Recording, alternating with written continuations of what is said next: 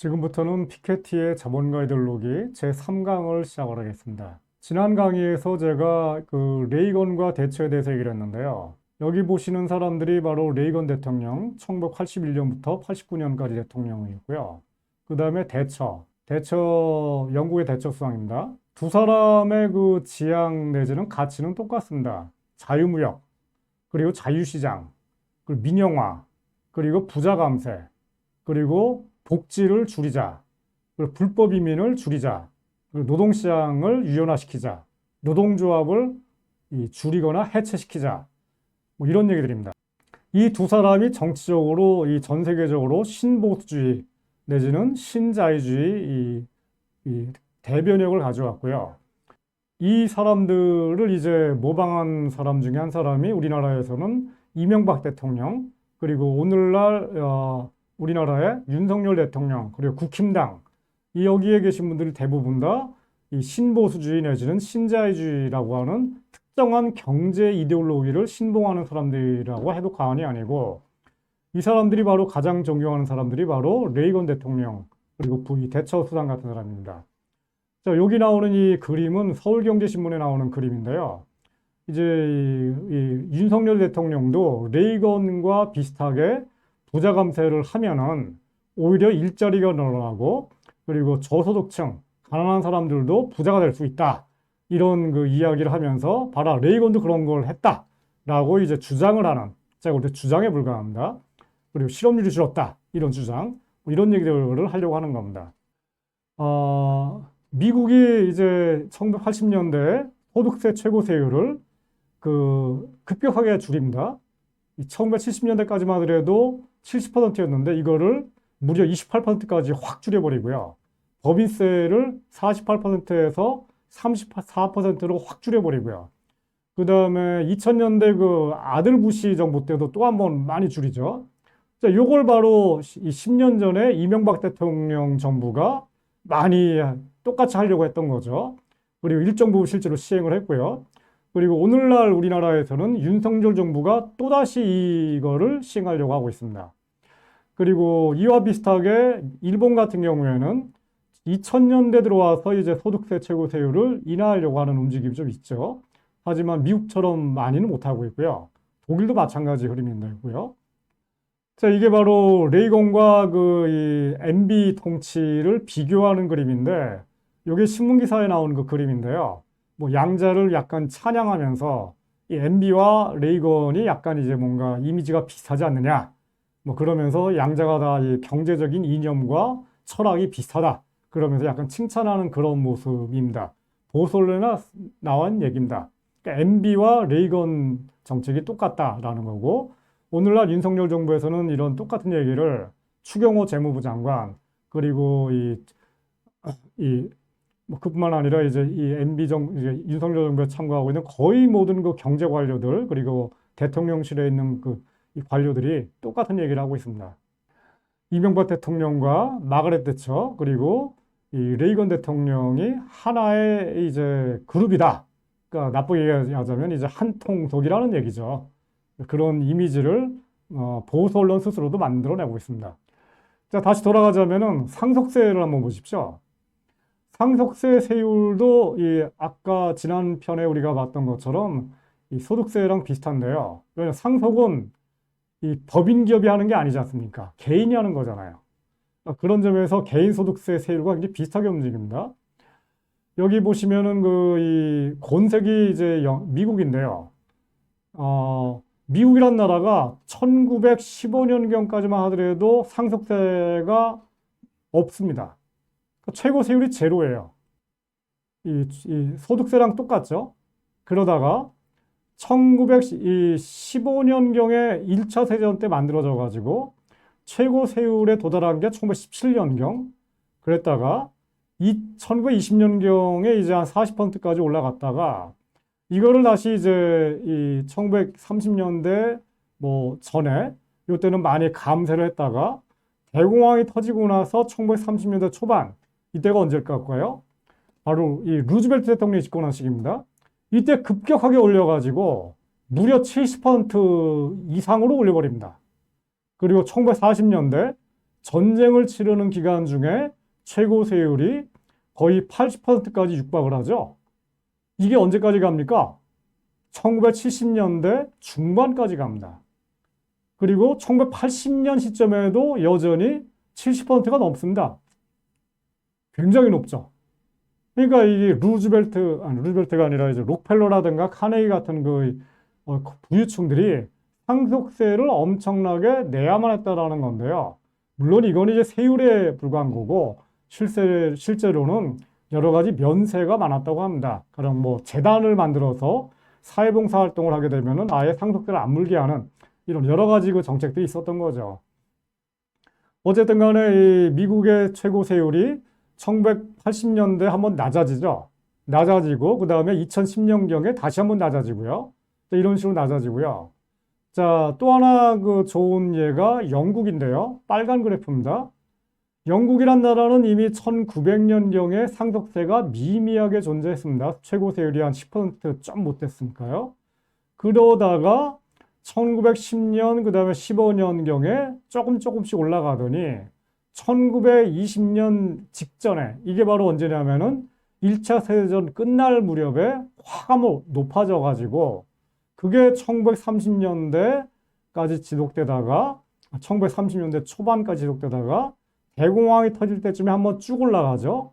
그리고 나서 미국과 비슷하게 2차 세계대전이 터지는 1940년경에 한번 쭉 올라가서 그리고 1950년경에 또 한번 또 올라가고요. 이 세율이 1980년대까지 가는 겁니다. 이 기간이 바로 영국의 복지국가의 최전성기였습니다. 근데 중요한 게 1950년대부터 70년대까지 한 20년, 30년에 걸친 이 상속세 최고 세율의 기간에 영국은 좌파 정부였던 영국 노동당 혼자 집권한 게 아닙니다. 이 당시에 영국의 집권당은 보수당도 들어가 있습니다. 거의 그 기간 중에 절반은 노동당, 절반은 보수당이었는데 보수당이 됐건 노동당이 됐건 간에 부유층 상속세 최고 세율을 저렇게 높게 유지했다는 겁니다. 이게 뭐냐면은 복지국가를 하기 위해서는 상속세를 아주 높게 유지해야 된다는 거에 대해서 좌파 정당과 우파 정당이 일정 정도 서로 합의가 됐다는 겁니다. 이거를 일종의 전후 합의, 사회적 합의라고 얘기를 합니다. 그리고 이런 그 합의의 내용 중에 하나는 복지국가, 부자들에게 세금을 걷어가지고 없는 사람들에게는 복지를 한다는 거에 대해서 좌파 정당과 우파 정당이 둘 다 공통적으로 합의가 돼 있다는 겁니다. 이런 전후 합의를 깨버린 게 바로 마가렛 대처입니다. 그런 의미에서 신보수입니다. 새로운 보수. 이 신보수주의가 1980년대에 영국과 미국에서 등장을 했고 이것이 전 세계적으로 퍼져나간 겁니다. 자, 이 상속세에 대해서는 한번 나중에 다른 기회에 한번 더 얘기를 드리겠습니다. 요거 이제 지난 강의에서 본 건데요. 한번 그냥 잠깐만 다시 보겠습니다. 전두환 정권, 노태우 정권 때 오히려 이 소득세와 법인세 최고 세율이 지금보다 그리고 김영삼, 김대중, 노무현 정권 때보다 훨씬 더 높았습니다. 이명박 정권 때보다 더 높았다는 거는 뭐 두말할 나위도 없는 거고요. 우리가 흔히 이 군부 정권 시기가 굉장히 뭔가 재벌 위주, 뭐 부자들 위주 이런 식으로 얘기를 하는데 실제로는 그렇지 않다라는 거고 저는 이렇게 생각을 하는데 그게 뭐 전두환, 노태우 그리고 박정희 대통령이 이상하게 친서민적이었다라기보다는 저 당시에는 우리나라만이 아니라 일본, 미국, 영국 전 세계가 동일하게 엄청나게 부자들에게 개인소득세 세율도 매기고 법인세도 많이 매기고 상속세도 높였던 그런 시기였기 때문에 우리나라만 박정희, 전두환, 노태우 정권만 유별나게 부자 감세, 법인세 감세를 할 수가 없었다는 겁니다. 그런 점에서 이 군부 정권이 유별나게 무슨 뭐 친서민이었다라는 얘기는 저는 뭐 하기는 쉽지가 않지 않나라는 생각을 해보게 됩니다. 가장 중요한 세금이 사실은 소득세입니다. 특히 이 복지국가를 하기 위해서 가장 중요한 세금이 소득세예요. 왜냐하면 소득이라는 거는 개인이 내는 거거든요. 개인이 가져가는 소득이고 법인 소득에 대해서 내는 세금이 법인세인데 법인이라는 건 약간 이게 이 개인과는 달라가지고 이렇게 얘기하자면은 계급이라는 거는 개인이죠. 대기업과 중소기업을 뭐 계급 간의 관계로 얘기를 하지 않죠. 왜냐하면 대기업에도 사장님도 있고 노동자도 있고 총서부도 있고 여러 가지 사람도 있지 않습니까? 따라서 대기업 법인에게 매기는 세금과 이 부유층에 매기는 세금은 의미가 많이 다르거든요. 이 소득세는 그런 의미에서 계급 대 계급의 세금입니다. 부자들이 세금을 가장 많이 내고 있고요. 우리나라 경우에도 소득세의 거의 뭐 80% 이상을 가장 잘 버는 사람들, 가장 잘 버는 한 10%, 20%, 그러니까 연봉이 5천만 원 넘어가는 사람들, 이런 사람들이 거의 소득세의 태반을 내고 있고, 연봉이 한 뭐 3천, 4천 되는 사람들은 거의 뭐 소득세를 내지 않고 있고요. 더군다나 뭐 최저임금 정도 되는 사람들이 우리나라 월급쟁이들의 거의 절반인데, 이 사람들은 개인 소득세를 아예 안 낸다고 봐도 과언이 아닙니다. 그런 점에서 부자들 증세를 할 때 가장 중요한 세금, 복지를 하기 위해서도 가장 중요한 세금이 사실은 소득세인데요. 여기 보시는 것처럼 덴마크가 이 소득세를 가장 많이 냅니다. 전 세계에서. 그 다음이 스웨덴인데요. 근데 둘 다 엄청난 복지국가죠. 전 세계에서 가장 앞서가는 복지국가죠. 근데 스웨덴 복지국가랑 덴마크 복지국가가 왜 이렇게 차이가 나느냐? 거의 2배가 차이 나는데 그 이유가 뭐냐면은 덴마크에는 4대 보험이 없습니다. 덴마크가 스웨덴만큼 복지국가인데 스웨덴은 4대 보험이 있거든요. 우리처럼 뭐 국민연금, 그리고 뭐 고용보험, 그다음 산재보험, 건강보험 이런 제도가 있는데 그 보험료를 따로 내죠. 근데 덴마크는 4대 보험료를 따로 내지 않고 모든 것을 다 개인 소득세를 걷어가지고 합니다. 그만큼 이 세금의 의미가 큰 거죠. 어쨌든 덴마크와 스웨덴 뭐 유형의 차이는 다른 기회에 한번 얘기를 하고 있고요. 할 기회가 있을 거고요. 덴마크와 스웨덴이 엄청나게 세금을 얻어가지고 엄청난 복지국가를 하고 있는데 자, 요 그래프가 2016년 기준입니다. 이 박근혜 정부 때인데요. 이 당시에 우리나라가 개인소득세 세금 걷는 게 이 스웨덴의 거의 뭐 4분의 1밖에 안 됩니다. 그만큼 우리나라가 4분의 1 정도밖에 복지를 할 수가 없는 겁니다. OECD 평균이 8.4니까 우리나라가 거의 한 절반밖에 못하고 있는 건데 그만큼 우리나라가 OECD의 절반도 안 되는 복지를 할 수밖에 없다는 거죠.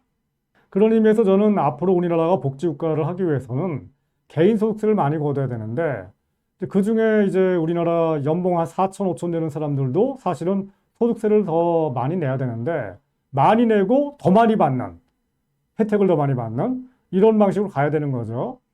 그런 쪽으로 가야 되는데 이게 쉽지가 않아서 지금 그 여러 가지 난관의 복잡가 있다고 봐도 되는 거고 사실은 여러분들 아시는 것처럼 지난 정부였던 문재인 정부도 개인소득세 최고 세율을 바꾸거나 이런 것들을 거의 하지 않았습니다. 한마디로 부자 증세를 안 했고요.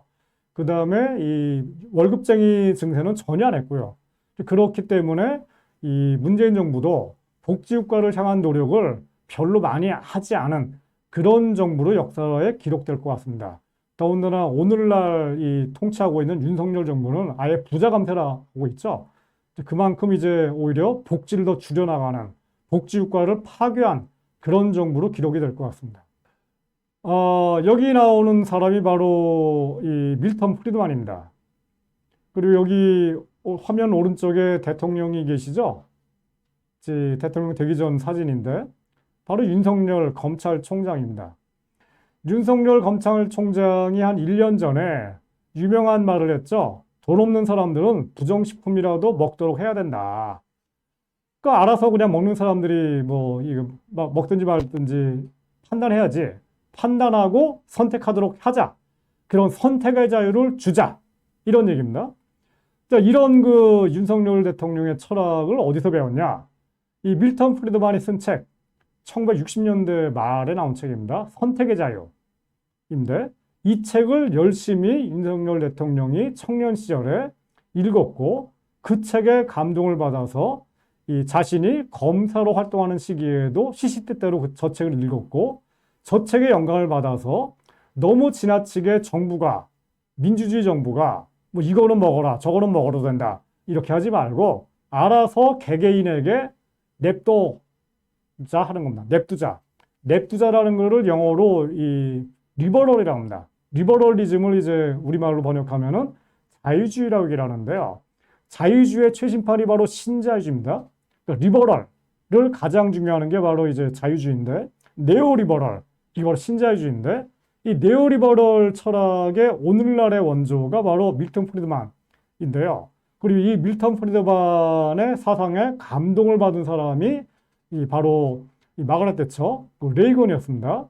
그리고 이 책에 이제 감동을 받은 사람의 또 한 사람이 바로 윤석열 이 검찰총장이었고, 그 다음에 뭐 홍준표도 마찬가지였고, 이준석도 마찬가지였고, 이분들 전부 다 이 밀턴 프리드만 책, 이 책을 읽고서 감동을 받아서 이 오늘날 국힘당이 신자유주의 내지는 신보수주의 정당으로 이제 전환되는데 이제 큰 이제 역할을 한 건데요. 자, 아무튼 앞으로 우리가 윤석열 정부가 앞으로 뭘 할 건지를 예측을 할 때 가장 중요한 그 참고서가 바로 밀턴 프리드만 책입니다. 이 책을 읽게 되면은 윤석열 정부가 앞으로 뭘 하려고 하는지를 다 예측이 가능합니다. 그만큼 제가 볼 때는 윤석열 정부는 일종의 교조적 정부, 특정 이데올로기에 이제 감화돼 가지고 그 신념을 실현하기 위해서 국민들의 민생은 아랑곳하지 않고 저 책에 나오는 그 이 교리를 실천하기 위해서 굉장히 애쓰는 일종의 종교 집단처럼 보입니다. 자, 여기 나오는 책들이 바로 우리나라에 번역되어 있는 책들입니다. 신자유주의, 하이에크, 밀턴 프리드만, 부캐넌. 이 사람이 전부 다 신자유주의를 이제 만든 그 세계적인 학자들이고, 노벨 경제학상을 받은 사람들입니다. 이 사람들을 시카고 학파라고 그래요. 왜냐하면 미국의 시카고 대학 경제학과에 모여가지고 이 사람들이 1950년대, 60년대부터 그 당시 전 세계를 지배하고 있었던 케인즈 경제학을 이제 뒤집어엎기 위해서 이 절치부심 하는 그런 조그만 동아리를 만들어서 오늘날의 엄청난 세력으로 성장을 한 거거든요. 우리나라에서 이 신자유주의를 열심히 그 전파하는 전도 집단이 있습니다. 누구죠? 자유기업원입니다. 자유기업원이 1990년대 창립이 됐죠. 여기 아마 초대 원장이 공병호 박사였을 거고요. 여기 화면에 보시는 것처럼 지난 4월달, 올해 4월달에 자유기업원 창립 25주년 기념을 했습니다. 자유주의와 함께한 모든 순간이 눈부셨다 라는 그 기념식을 서울에 있는 프레스센터 18층에서 했다라고 나오네요. 1부가 자유를 위하여, 2부가 자유와 함께한 사람들, 자유기업원. 이 자유기업원이 저는 우리나라에서 지난 20년간, 30년간 가장 성공적으로 활동한 이념 집단, 이데올로기 집단이었다고 생각합니다. 우리나라에서 흔히 이 언론사들이 이야기하기를 우리나라에서 가장 이데올로기적인 집단이 바로 586 세대다. 뭐 종북 이데올로기를 갖고 있다.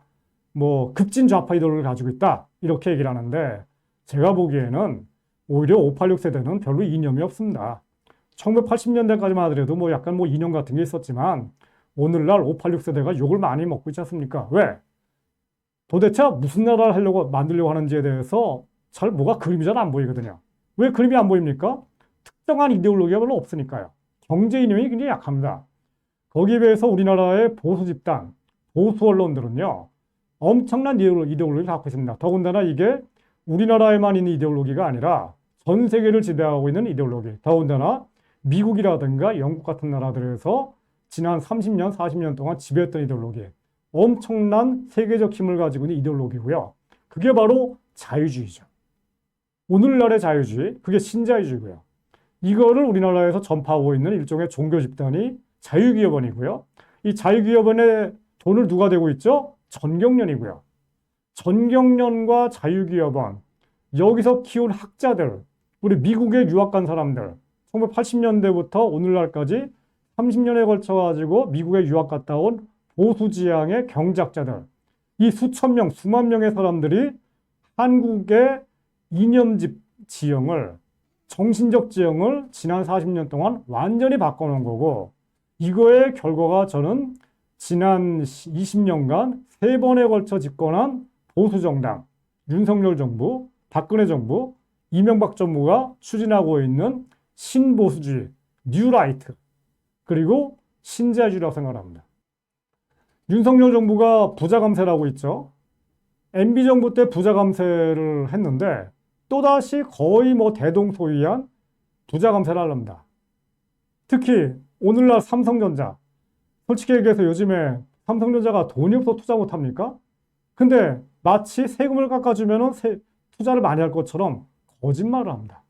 그러면서 삼성전자에 대해서 매년 10조 이상의 감세를 줬습니다, 지금. 10조 이상이라면 엄청난 돈이거든요. 노인들 일자리 100만 개 이상을 만들 수 있는 일자리, 세금입니다. 이런 것들을 없애면서 이 노인 일자리를 없애고 있습니다. 윤석열 정부를 지지하고 찍어줬던 노인들을 배신한 거죠. 윤석열 정부가 등장하자마자 법인세 최고세율을 깎았습니다. 깎겠다고 했습니다. 물론 이제 법이 통과돼야죠. 근데 지금 국회 다수당이 민주당이기 때문에 이게 만만치 않은 과제긴 한데, 이명박 정부 때 법인세를 한번 깎았었거든요. 그랬다가 문재인 정부 때 법인세 세율을 다시 한번 높였습니다. 과거에 22%에서 25%로 높였는데요.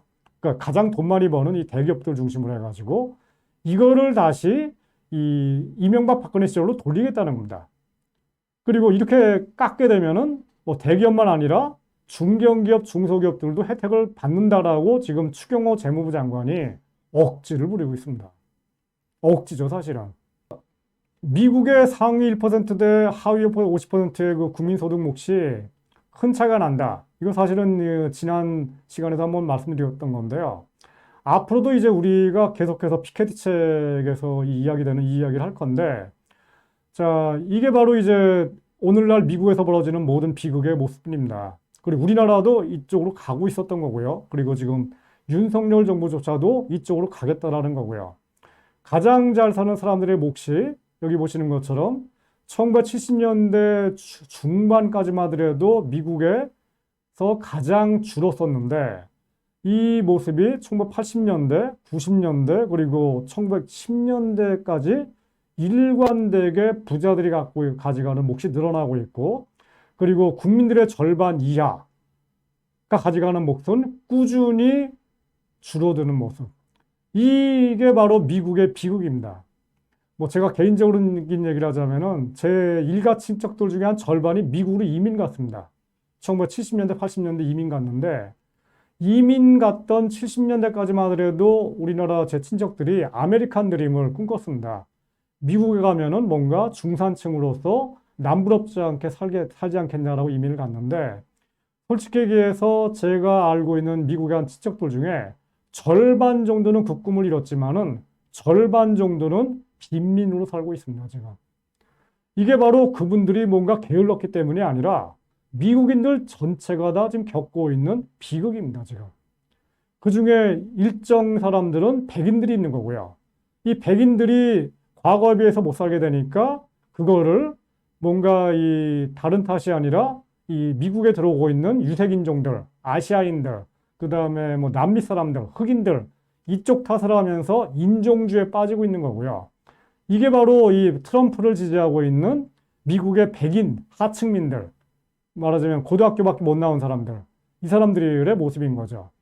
이런 것들인데, 어쨌든 이 피케티는 이 책에서 이런 것들이 전부 다 일종의 이 인종주의 이데올로기, 뭔가 이런 이데올로기들인데, 이런 이데올로기라는 것이 얼마나 크게 빈부격차를 심화시키는 데서 정당화하는 역할을 하고 있는지에 대해서 얘기를 하고 있고, 그런 점에서 이 피케티 책의 제목이 자본이 아니라 자본과 이데올로기인 겁니다. 자, 오늘 3강을 일단 여기까지로 하는 걸로 마치겠습니다. 다음 시간에 뵙겠습니다.